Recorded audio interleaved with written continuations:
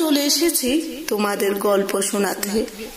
অল্প কথা অল্প প্রাণ, মনটা করে আনচান। এখানে গল্পের ভিতরে দেখতে পাচ্ছি শিক্ষক আর ছাত্র। শিক্ষক বলছে, কয়টা বাজে নিধিরাম? রোজ তুমি এত দেরি করে বিশ্ববিদ্যালয়ে আসো, তবে কাল থেকে ক্লাসে না ঢুকাই ভালো। নিধিরাম বলবো, স্যার কি করব, করার তো কিছু উপায় নেই, অনেক চেষ্টা করে তবু তো এলাম। মানে বৃষ্টিতে রাস্তায় তো পিছল যে আমি এক পা এগুলে দু পা পিছিয়ে যাই,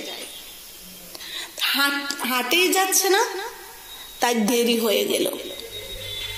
মাফ করবেন না স্যার, এটাতে তো আমার দোষ নেই, কিন্তু বুদ্ধি খাটিয়ে তো আমি স্কুলে এসেছি। শিক্ষক, মিথ্যে কথা। তুমি যদি এক পা এগুলে দু পা পিছিয়ে যাও, তবে বিশ্ববিদ্যালয়ে এলে কি করে? স্যার কি বলবো, এই প্রশ্নটা আমাকে করতে হয়? একটু আপনিই ভেবে বলুন আমি কি করে এসেছি। অত মাথা ঘামাবার আমার সময় নেই, তুমি বলো।